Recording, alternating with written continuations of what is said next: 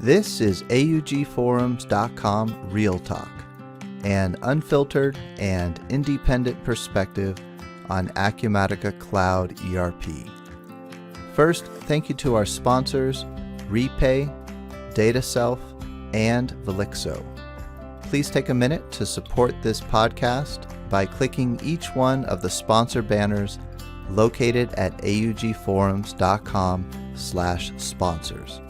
Our sponsors track clicks, and every click helps to support this podcast.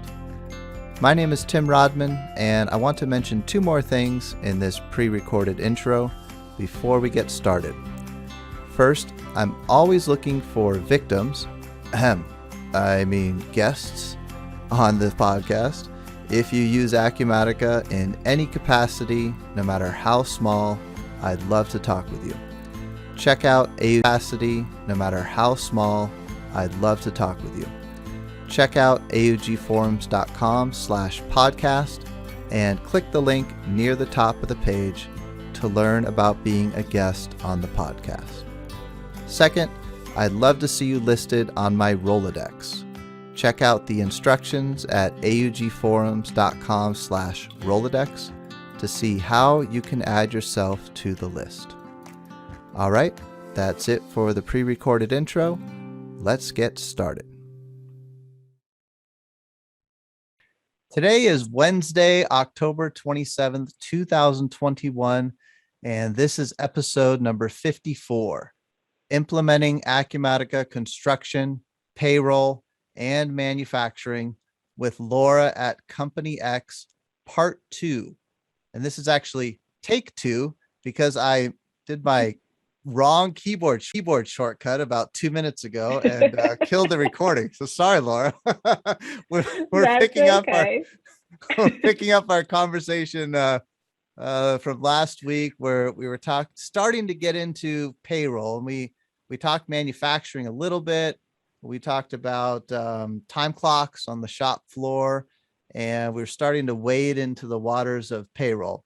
So you can say now, you can repeat the last 2 minutes that I messed up and maybe introduce us to payroll. And I think we'll focus our conversation today on payroll. So go ahead, take it away. Yeah, thanks, Tim. I appreciate it. That was just a lot of real talk there. I know you like things like that in these conversations. So there's reality, when we press the wrong button for things. But yeah, so we decided to go with the Acumatica payroll because we import of data on a weekly basis after processing payroll. Our legacy system isn't one that we were going to be able to continue with to be effective with working with Acumatica. So some of the benefits that I see of the Acumatica payroll is number one, the ease at which the data flows through the system and how it does really connect with our projects and our general ledger. I think it does a really good job of that. I also, from a payroll processing standpoint, I really like the government reporting aspect that they have. Within that government reporting, I can run all my certified payroll reports for my weekly reporting, and all my data prints out right on that form for me. Would want all their information actually filled out on the form, because then that was a lot of manual work for us. So in that regard, that government reporting for just the certified reports was immensely helpful, because it's kind of like a one click and done. You just have to wait for the report to generate. I also really like that government reporting portion because it allows you to do a subscription with an external provider called Atrix, and Atrix services not only that certified payroll. Can you spell that? But it's Atrix? Yeah, sure. It's AATRIX. Atrix. Thanks. Right. Yeah, and you get your subscription based upon essentially how many employees you have. In that subscription, you're going to get your W-2s, you're going to get all your government reporting, like your quarterly filings, essentially how many employees you have. In that subscription, you're going to get your W-2s, you're going to get all your government reporting, like your quarterly filings, weekly filings, not only for federal, but all of the states. And Atrix is the one responsible for making sure all of that information gets uploaded to the sites, to the reporting agencies. So like every week I pay my state and my federal withholding taxes through that site. I file my quarterly reports, I file my monthly reports. And it's really nice because it's in one place and it pulls in all my data for me. I don't have to worry about going to this website and that website and, you know, having to remember all those username and passwords. And it just really cuts out a lot of that extra work. This So sounds a lot that has like been huge. Aval. That would be a foreign company to me. I'm curious though, because they file for you. One thing Avalara will do is Mhm. if you get audited, like a tax audit, they'll actually you can have them represent you. Do you know if Atrix does something similar? I don't even know if they have payroll audits. You know if there's something similar? I don't think they do. Yeah, I don't remember reading anything about that, but that could be like at a higher level subscription that we don't have, Okay. because we have a CPA firm that does work for us and does all of our audits and stuff like that, and would be that kind of in between person or entity for us. So all the stuff you're So describing sounds to me like stuff you would get in other payroll systems as well. And one question I have is, you know, a lot of times I look at payroll as process it, import the journal entry. You know, do you really need an integration with the ERP system? It sounds to me like maybe the main import the journal entry. You know, do you really need an integration with the ERP system? It sounds to me like maybe the main driver is the project side of things, that you're coding to projects and tasks, and you don't want to have to re-key that data into both Acumatica when you set up a project with the task and into the payroll system. Is that one of the main reasons for going with it too? yeah, I mean, that's definitely a huge reason, because it does, like, I don't post any journal entries. I simply release my checks, and in releasing the checks and releasing the payroll batch, it generates all of those journal entries for me. And then all my journal entries that I need to make for the withholdings that I file, whether that's weekly, monthly, quarterly, there's another process that actually takes what was withheld on the check and it takes that and it turns it into an AP bill for me. So on my week, it's the exact same amount that was withheld on the checks. So it's kind of a nice double check, if you would, for that process. And again, like it's a couple processes I'm running, and I'm not having to involve anyone else in doing extra journal entries and extra steps and making sure that I do the credits and the debits direction correctly, and things like that. So good reasons for getting into it. How has it gone so far? We've had definitely, going back to our picture from last time, our valleys and some mountains. I'd say there's definitely been, for me personally, a lot more time spent in the valleys than on the mountains. We have definitely faced some serious uphill climbs. One of the things towards the beginning during our implementation was rethinking and having to change our process of how we're thinking about our benefits and our deductions and our processes.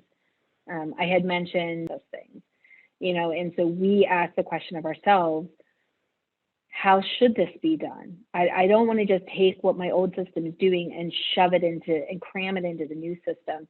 I want to have an open mind about it. And we definitely rethought a lot of things. One of the things that we had to wrap our heads around was prevailing wages. So we're a non-union company, and I would say about half or more of our projects are certified jobs, meaning federal wage, state prevailing wage requirements, reporting requirements, paying requirements. The way we did it before was a lot of the work on figuring out what the rate was that our guys were actually going to make was done in spreadsheet format. And then we set up unique pay identifiers for each employee was done in spreadsheet format.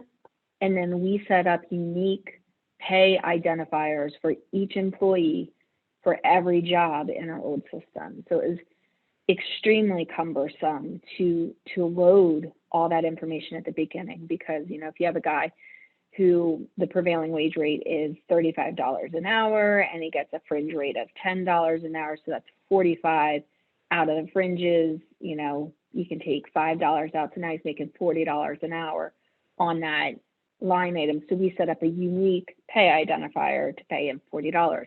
When we entered his time for that job, we had to make sure that we picked that special unique identifier.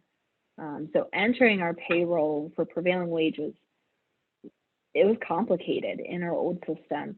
The new system, it doesn't matter whether it's a prevailing wage job or not a prevailing wage job when you enter it, job. And I can have someone that's not extremely knowledgeable about the prevailing wages do the time entry for me. For those construction guys, and the hope and the goal is for the supervisor or the foreman to eventually do that themselves instead of having a clerical assistant to enter that time. And are these like 1099, or are these employees, or does it matter? They're when employees. You're calculating this? They're employees. We don't have so their any hourly rate, 1099. it could vary depending on which project they're working on in which state. Not only with what project they're working on, but what they're doing on the project. So, in the construction industry, you could be an iron worker, you could be a carpenter, you could be, there's, several classes of laborers or several classes of operators. So depending upon what task our guys are doing on site, an iron worker, you could be a carpenter, you could be, there's, several classes of laborers or several classes of operators. So depending upon what task our guys are doing on site, if one day they're working and building forms with carpentry work, then they make the carpentry rate, but then later that day they hop on a piece of equipment and they're running that piece of equipment. Now they're all of a sudden an operator. So within the same day, they can be doing multiple different, prevailing wage crafts.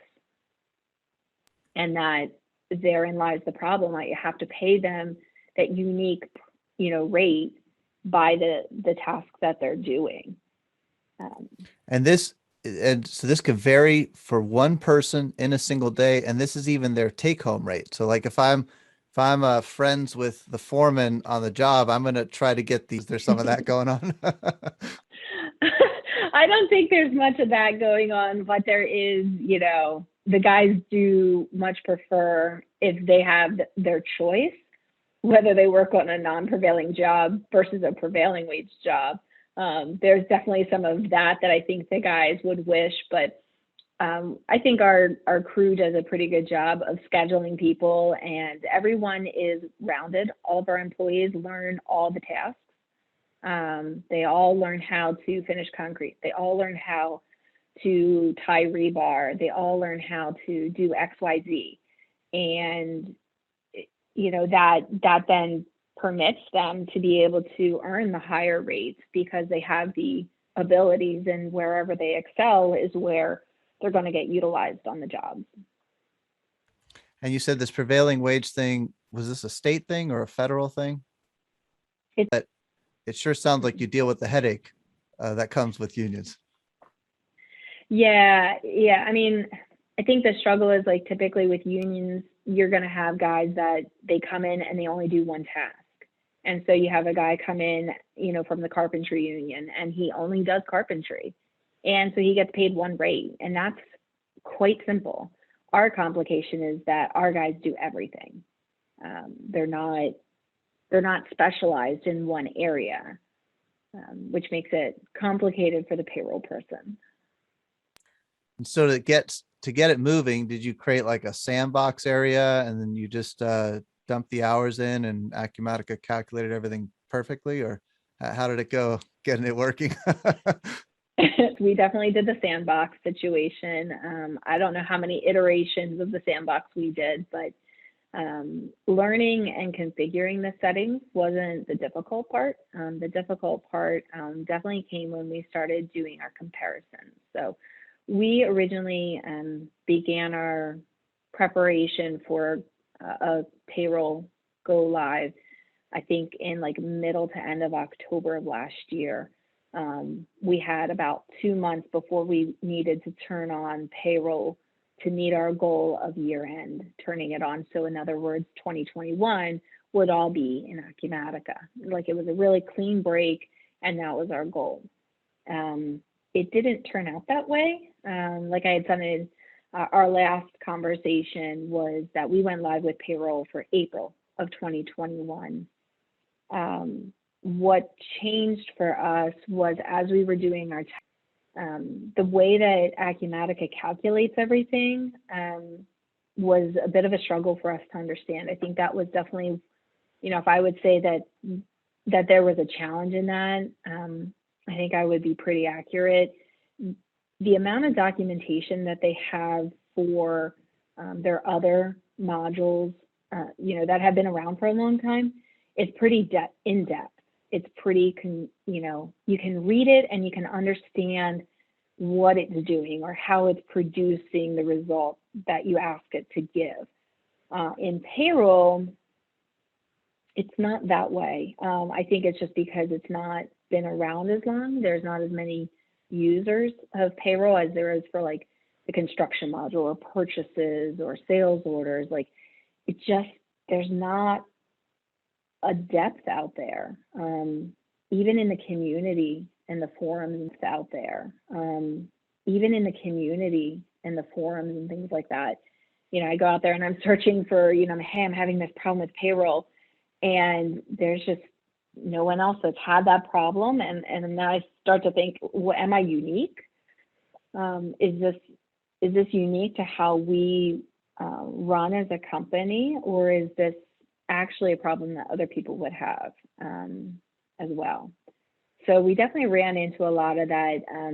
Our calculation process was pretty straightforward in our legacy system.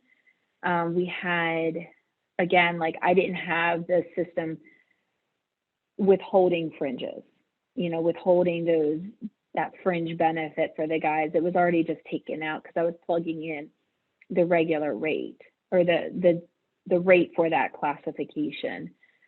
So seeing Acumatica do that calculation, the rate for that classification. So seeing Acumatica do that calculation, I had no way of comparing if that number was right, because it was doing the calculation for me. It was doing the percentage. So we definitely struggled through a lot of that. Most people, I think, when they would be going live with payroll, they're looking probably 2, maybe 3, like full runs of everybody's information and compare, you know, hey, you know, comparative payroll runs. I think I was up to 5 at one point. We just did a lot of testing. And how is that testing process? Like, are you able to key off on any date that you want and then regenerate it without cluttering everything up? Like, how is the testing mechanism? Is it at least fairly easy to do a run, take a look at it, and mechanism? Is it at least fairly easy to do a run, take a look at it, and rerun it after you change some settings? To be honest, I kind of don't remember. I know I did a lot of keying in of data. I think we did a lot of importing, and then we, you know, ran the process of running the payroll, calculating the payroll, and then we, you know, generate a report. And, you know, basically I look at 2 pieces of paper. Did they match? Okay, next 2 pieces of paper. Did they match? There's probably would have been more efficient ways to do it, but I had trouble getting data out of our old system in a way that I could compare it or use it in any kind of analytics. Our old system was not very friendly with their reporting. And still to this day, when I go back and have to print out old reports for like last year or earlier this year, I struggle getting the report set, and that module does not come with a lot of built-in reports. It's definitely lacking in that, though I think they intend it to be lacking. Something I had read one time was that there's not a lot of payroll reports because most companies are going to want their own unique reports, which I understand, but when you're in the thick of things, you're just like, oh, why can't there be a report out there? But at least and I guess even now, are you able to run payroll and see a report without having to release the transactions? Yeah, I could do that if I wanted to. There's Like like a there's a staging couple area. screens. Like Yeah, there's it's a couple not, screens that you walk through, where you can see, okay, this screen, it has, it shows the individual paychecks and what their gross is, what their deductions are and their taxes are and their net pay, and what their gross is, what their deductions are and their taxes are and their net pay. Like you can, I always skim down through them and just make sure that nothing looks like crazy out of the ordinary. I love that it always throws an error. Like we have a minimum pay set. So like for most people, it's like $100. Like I'm not going to pay them less than $100. It'd be pretty unusual for me to pay that person less than 100. So if for some reason they didn't have enough hours and they have a lot of deductions, it flags me and it won't let me go any further because it's going to take it below that threshold. So I don't ever have to worry. In our old system, I always had to review that and make sure that no one was getting paid a negative amount and then go in and manually change their deductions. In this system, it throws the flags at me and it won't let me do it. So there's a lot of good stops in that regard. But it does do the full calculation. Like you can review what it calculated, and there's not like a final step that does some further calculations and there's no going back at that point. You are getting you're going through the full brain of whatever it does. And you could see the results before you release it. Yeah, 100%. It does the full calculation. I can go in and I typically go in and I review certain paychecks because our guys are working out we reside in. So in that regard, like I go in and I make sure that those state withholdings are appropriate, whether or not it should be held in that state, if there's a special locality there that I need to check. So I do review all of that. I also have reports now that we have had written that lean into the pay rates and special forms that our construction guys get with their pay stubs to show them what they've been paid, because obviously, again, going back to that, everybody can get paid a different rate based on what they're doing on that particular job. So I run through that report every week and just make sure that it all looks good. And then, it's actually pretty simple. A process that used to take us to do payroll 3 solid days of doing payroll, I have slim, and that's with, we're talking about, anywhere between 120 and 135 employees. But it sounds like it didn't start off that way. So was it just configuration changes you were missing? Did Acumatica have to make some changes on their end, or what did that process look like? Yeah, so when we went live, working with our VAR, they had told me, they're like, look, you've tested this really good. I have confidence that this is going to go well. And we were off to the races. And the first week went great. And then the construction guys got their pay stubs and they're like, where's my prevailing wage rate? And I'm like, what are you talking about? We paid you. They're like, no, you didn't. And so we started seeing gaps in the system. The first gap that we saw was, and this goes back to the customization we talked about in the system. The first gap that we saw was, and this goes back to the customization we talked about because of the budget lines in our projects. If they entered a wrong combination of task and cost code on the time card that the prevailing wage rate was not assigned to because it wasn't in the budget, it wouldn't pay them any prevailing wage rate. It paid them their regular rate. So unfortunately, that first week we went live with payroll, we had guys working in a rate area where they were making $65, $70 an hour as their base prevailing wage rate. And they got paid their regular rate, which was like $25 or $30 an hour. Wow.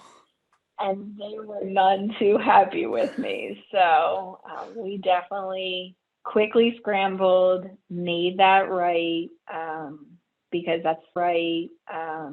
Because that's, I mean, we always make sure that our guys get the right rate. So over the course of the past 6 months, the number of times I went back and re-reviewed and then had to make some adjustments because something was coded wrong. There again was a huge, huge reason why we needed the customization we did to stop the entry when something didn't exist. So it sounds like Acumatica's payroll had that feature. It just that when things get miscoded, the feature doesn't kick in, the prevailing wage rate. Yeah, that's exactly right. So in Acumatica, there's a table that you enter your prevailing wage rates in, and you assign it a task and a labor item. And for us, that task and the labor item also match, the labor item matches the cost code.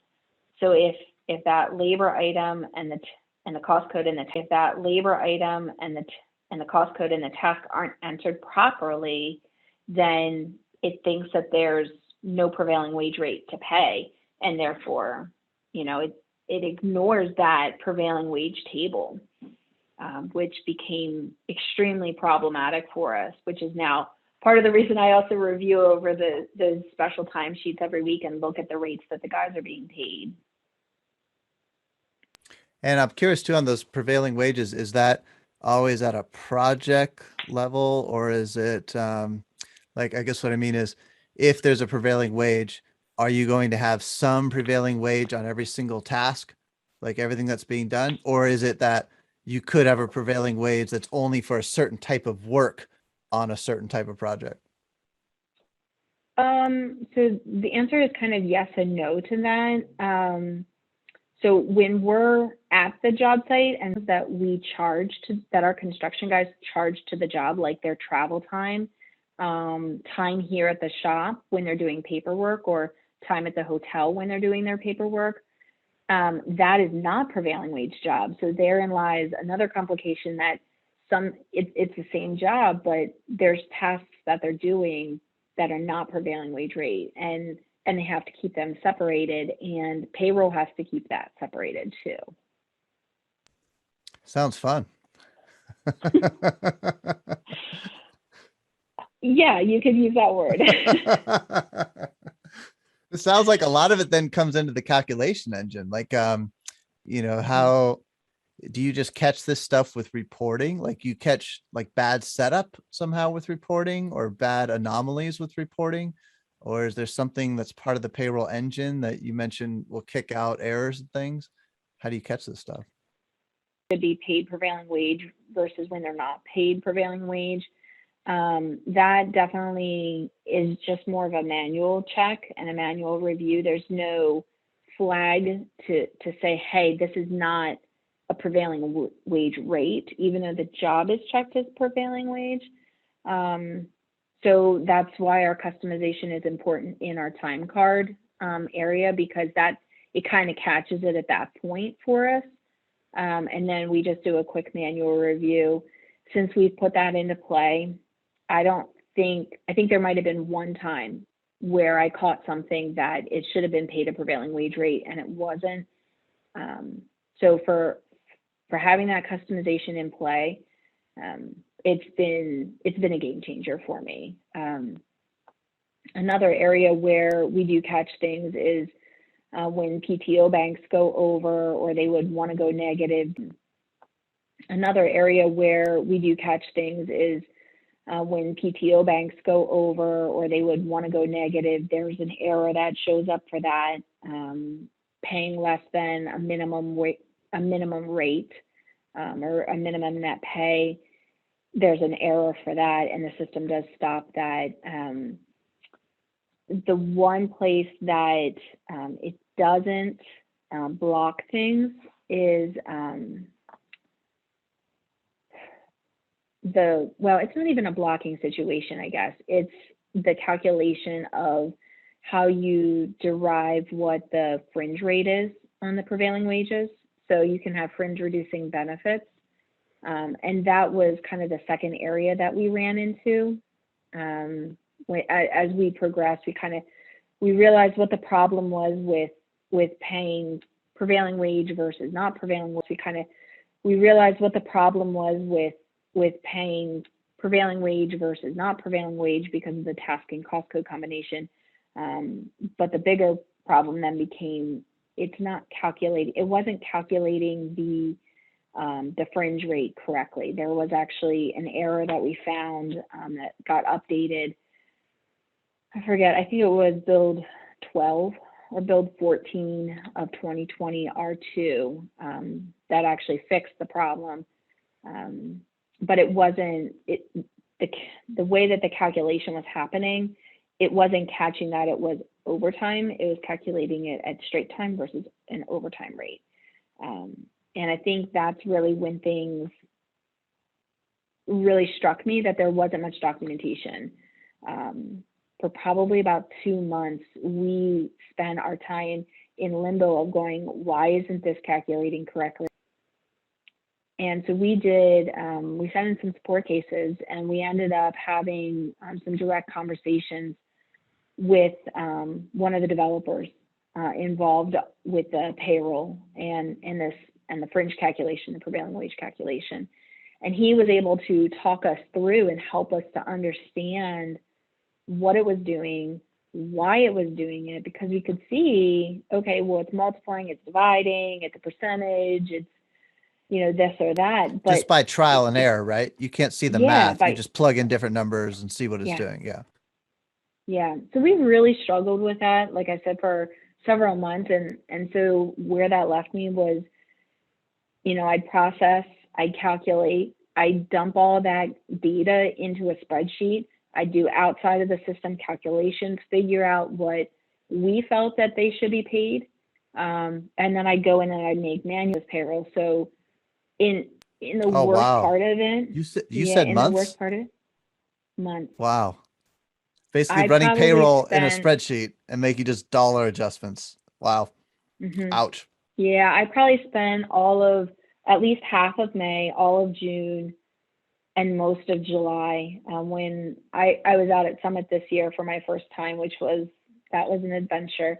I spent most of my free time in the evenings or in the mornings actually helping to run payroll here because there wasn't someone else that could do the calculations. I remember sitting at the beach when I was on vacation, running these calculations to make sure that everyone was getting paid properly because it was so complicated to figure it out. No one else was able to do it at that point. Wow. So another piece of advice is maybe go live with payroll after the summer. So you have a lot of months before summer vacation hits again. Yep. I think that's a good plan. I'm curious on the calculation side further. Do you get the feeling? So you said you had to talk to an Acumatica developer to understand how it was calculating the fringe. Do you get the impression that the calculation engine is inside of Acumatica itself, or is it handing it off to an outside service? Is that what Atrix is doing? Like it's handing off some data and then there's some logic running there and it comes back, or how does that work? Yeah, so there's not an outside engine. This is definitely, this portion of the calculation is definitely Acumatica driven. It's within Acumatica. Atrix is only a reporting entity. It is not it's not assisting with calculations or generating that kind of data. It's an after the fact type situation. You do not need Atrix. It's a filing entity, maybe. It's a filing entity. That's a better way to put it. You don't need Atrix. You don't need a subscription to Atrix to be able to get out of it what you need, like to get the payroll to produce out of Acumatica.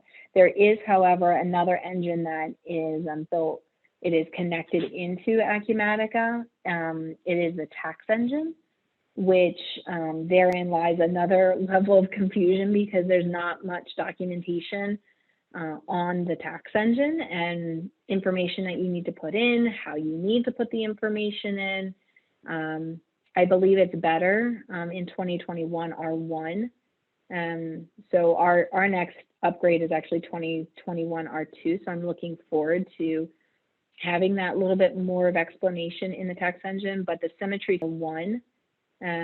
So our next upgrade is actually 2021 R2. So I'm looking forward to having that little bit more of explanation in the tax engine, but the Symmetry Tax Engine is actually really powerful. When I load a new payroll employee, I simply click a button that says that they're a resident of our state, and then I click another button that says, yes, this is the locality that they live in, and then it withholds all the taxes. It figures all of that stuff out. It looks for its own rates. I don't have to update tax tables. Symmetry takes care of doing all of that for us. So that is a huge benefit to us as well, because our old system, we would have manually updated the taxes every year with new tax tables and everything. Symmetry. I'm going to look that one up. So that's the... It's SYMTRY. I don't think there's... Find it in the release notes of 2021 R2. I can look it up afterwards. I'll find a link to link to it. So I'm kind of glad to hear that that's done outside, because I've heard, I'm not that well versed in payroll, but I've heard that payroll can really vary quite a bit by state.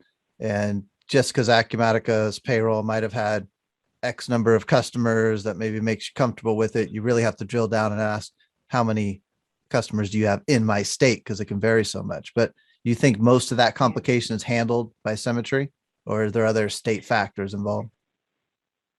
No, I do think that most of that complication is handled by Symmetry when it comes to the taxes.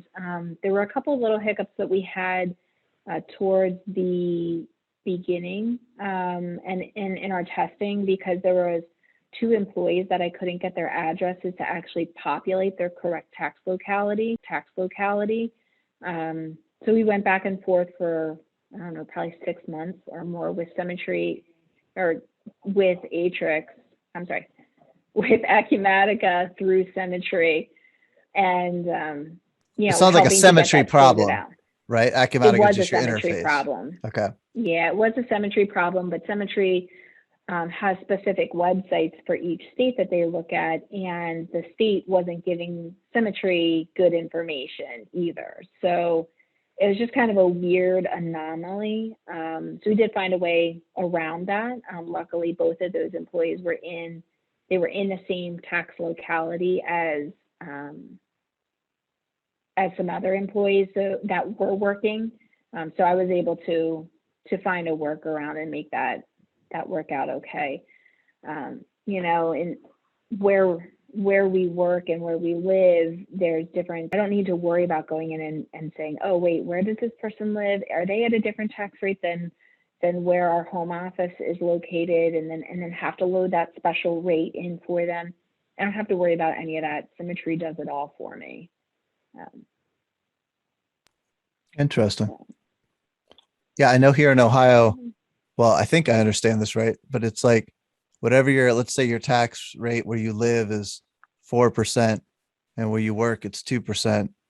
Where you work gets the first 2%, and then the difference goes to where you live. It gives me a headache. Yeah. I can't imagine doing that full time all the time.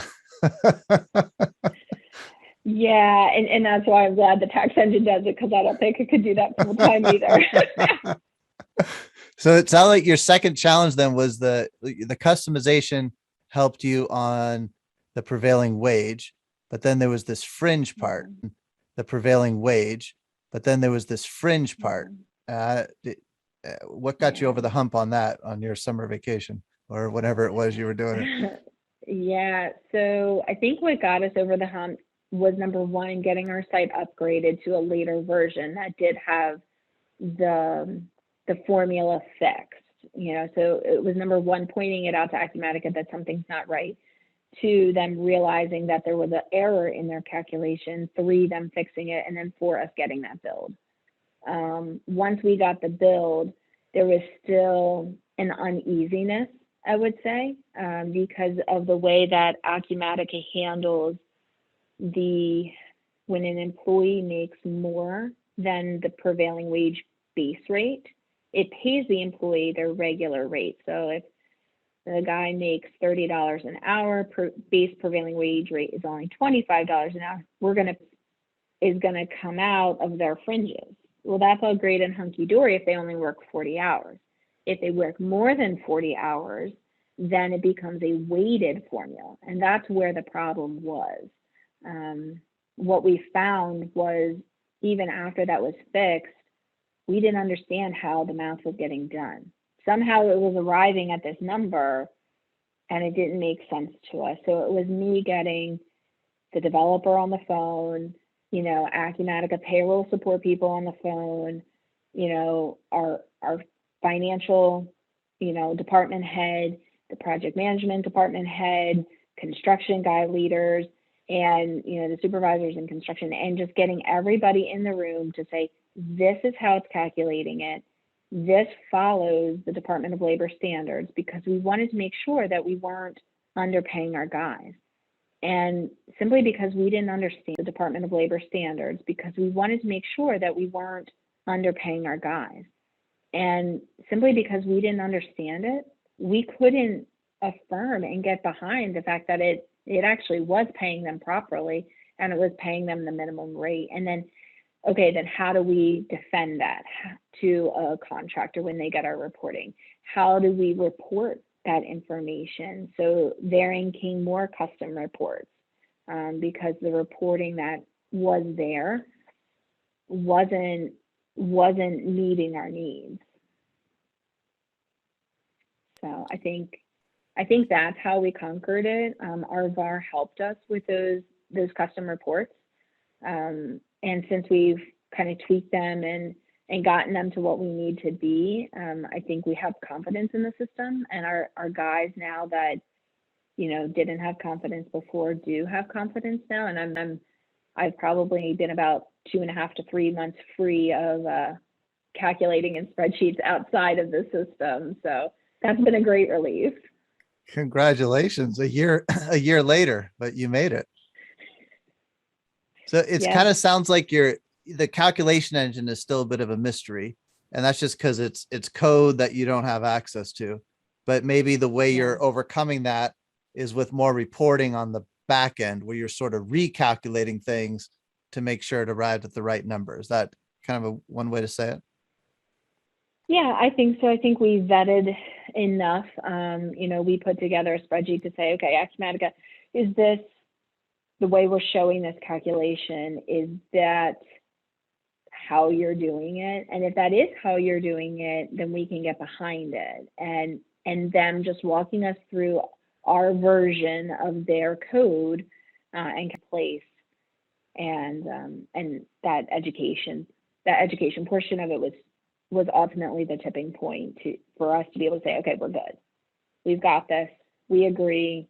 Let's move on with life.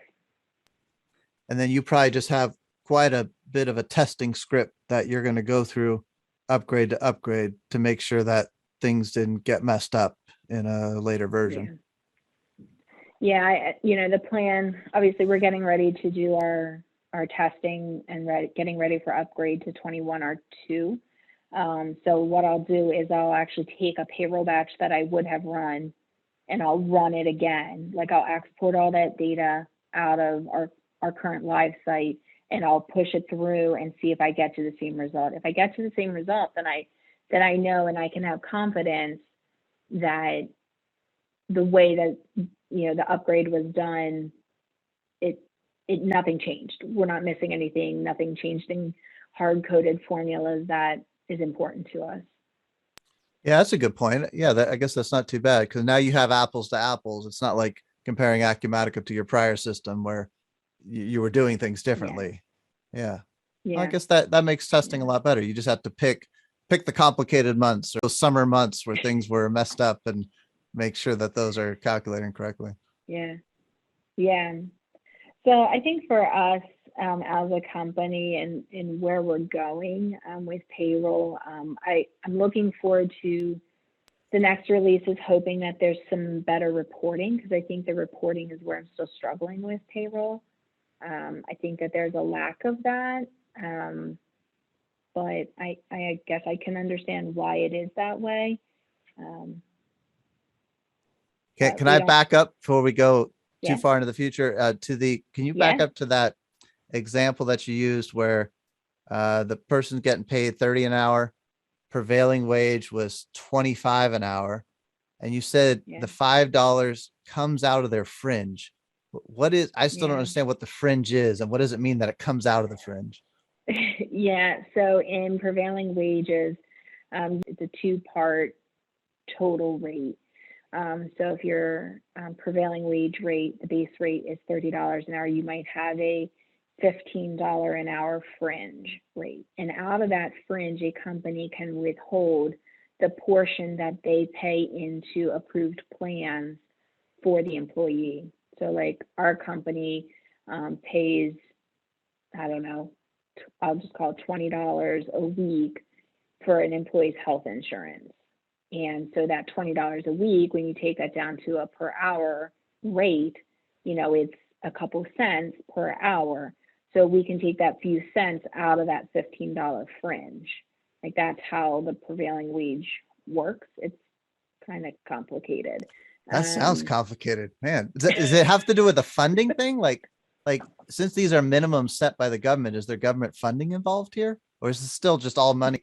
Like, since these are minimums set by the government, is there government funding involved here? Or is it still just all money out of your No. company's account? Huh.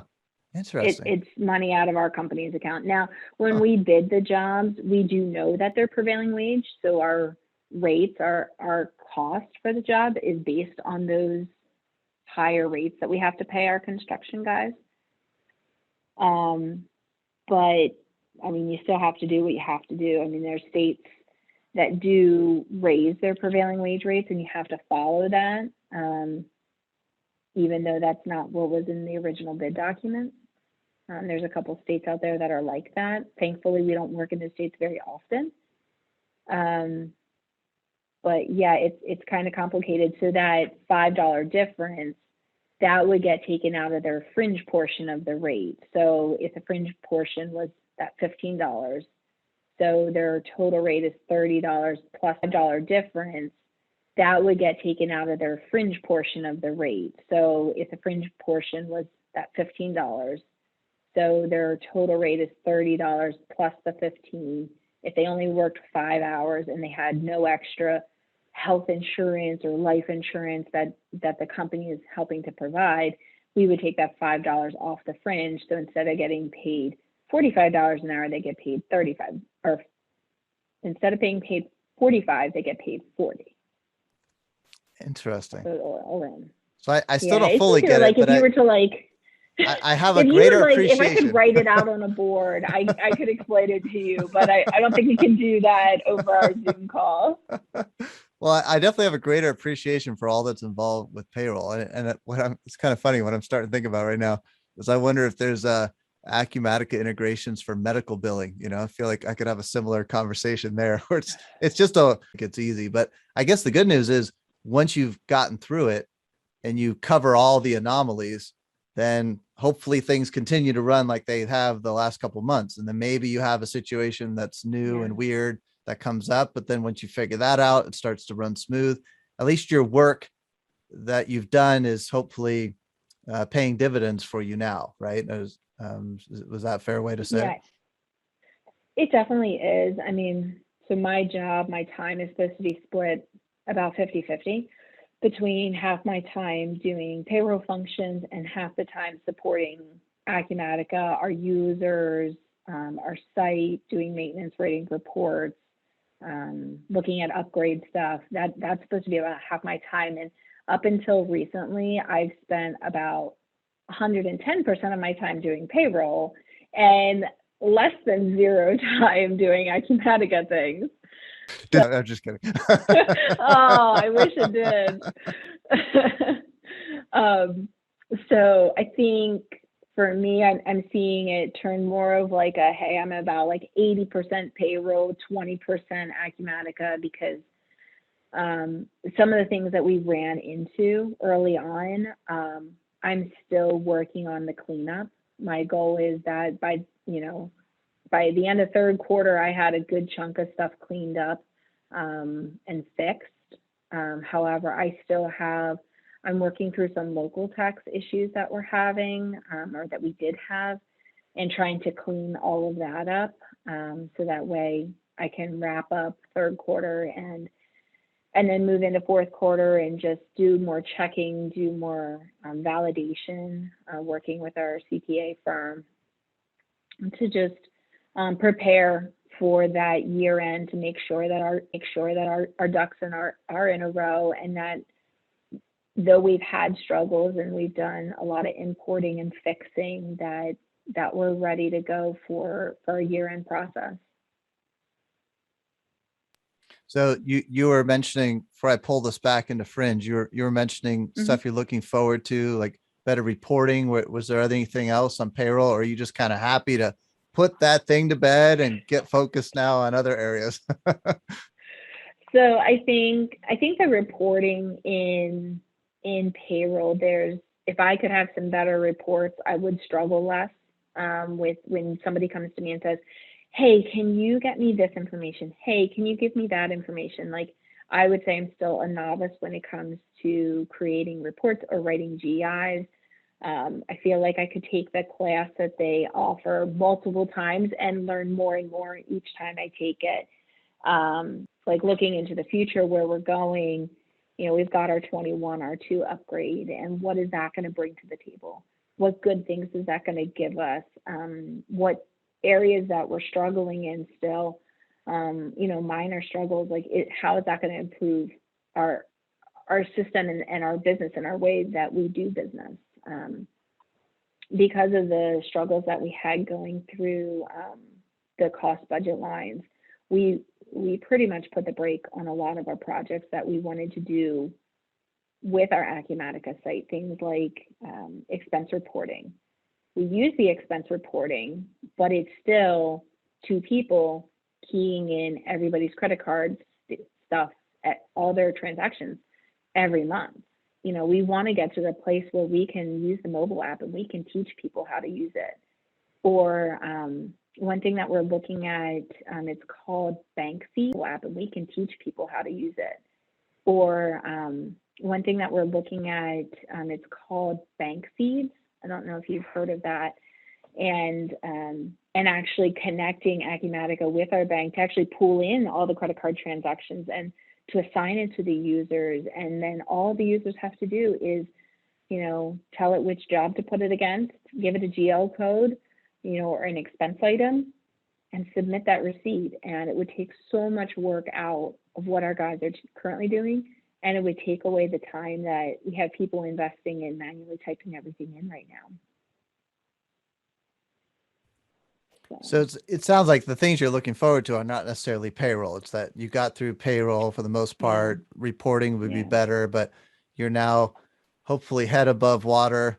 Hopefully you got comped some vacation days that you get to use before taking on the next big. Now, hopefully head above water. Hopefully you got comped some vacation days that you get to use before taking on the next big project.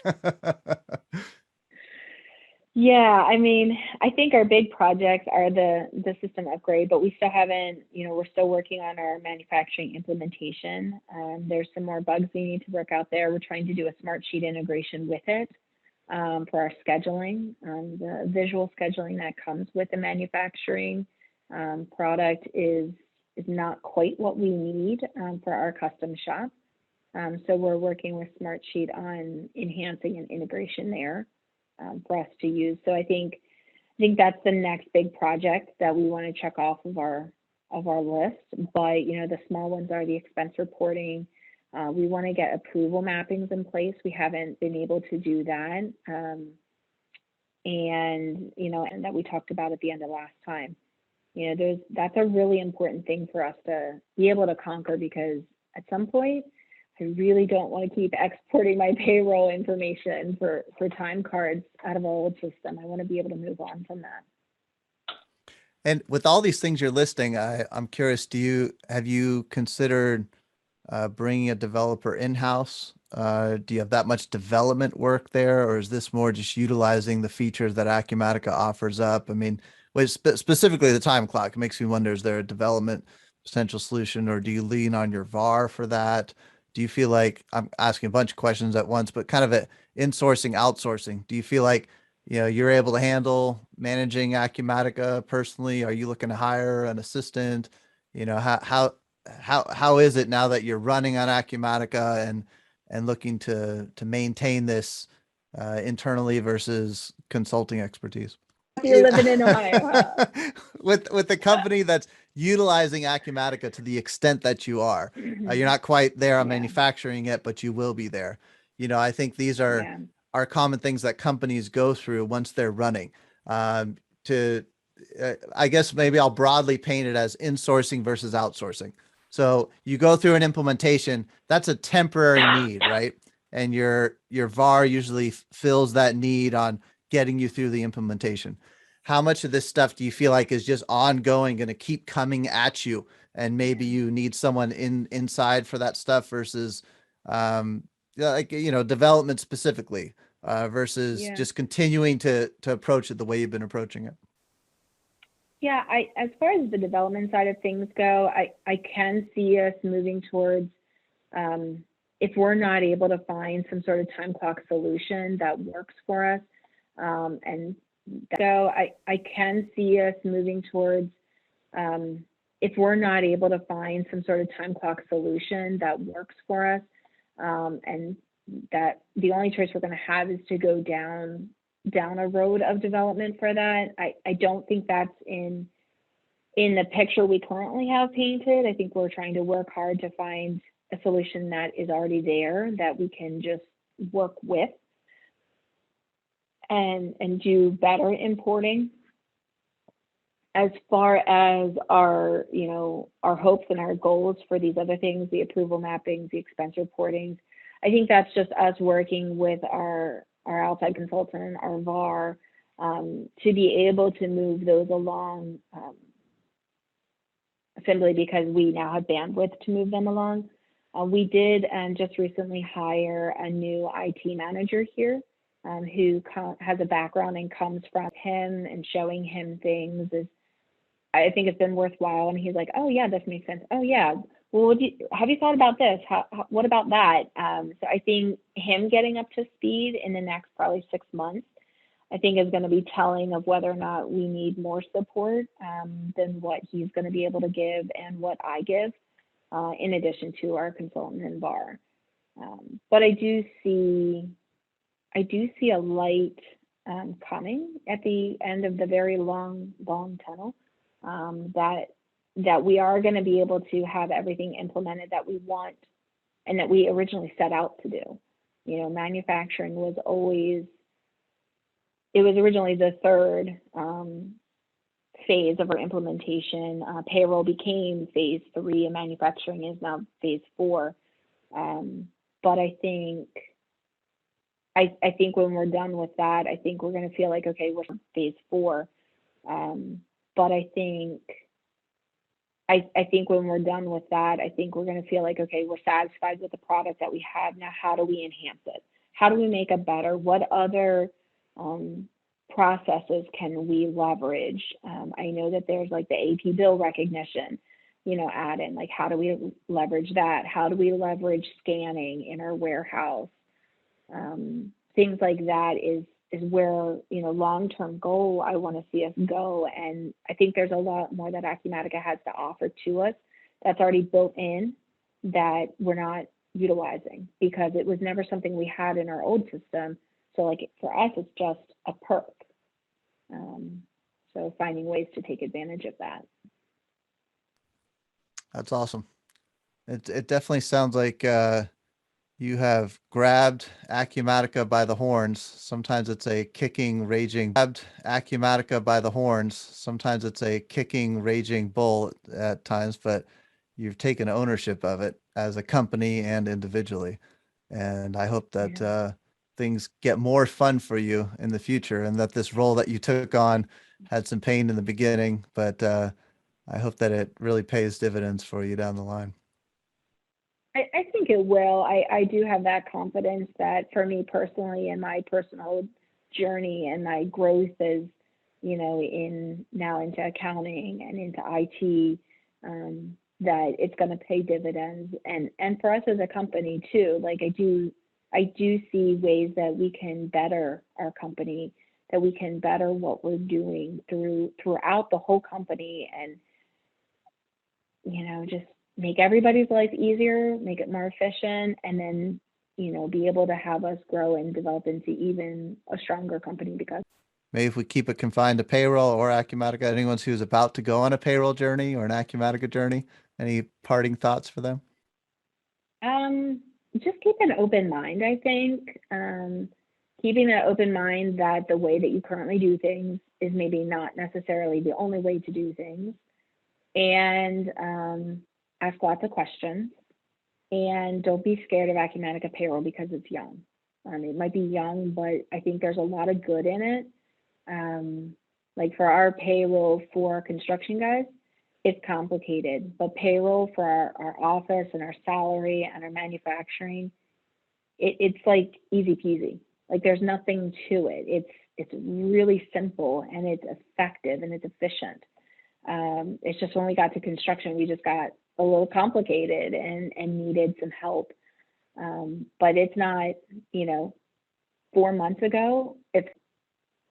ago, if someone would have asked me, should I switch to Acumatica payroll? I would have been like, run for the hills. I definitely did not have a good opinion of it. But on the flip side of things, now that I am on the other side, now I've hit that, finally gotten to the top of that mountain and I've conquered it. I would say it's worth the struggle. It was worth the struggle. So I think another thing buried in there that you didn't actually say is don't give up. I think is another piece there, Yeah, right? absolutely. Don't give up. That's important.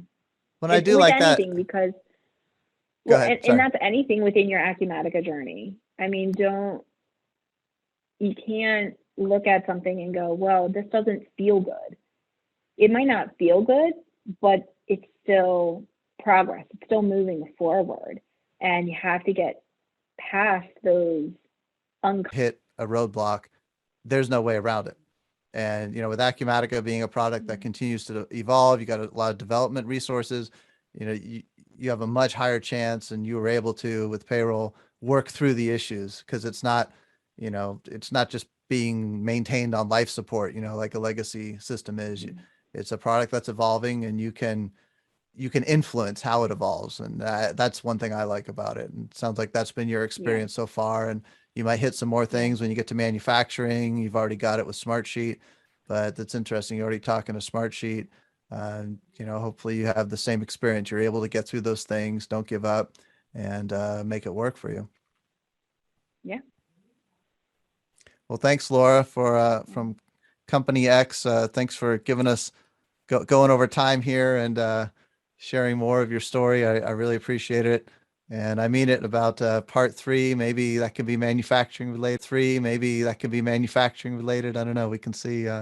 But I Yeah, love yeah, I love your ability to talk to detail. These are the kind of things I like to get recorded, and I really appreciate your time. yeah, absolutely. And let's connect next year, next spring, maybe after we're live with manufacturing for a couple months. We've got manufacturing, we've got e-workplace apps that we're pulling in as our quality systems.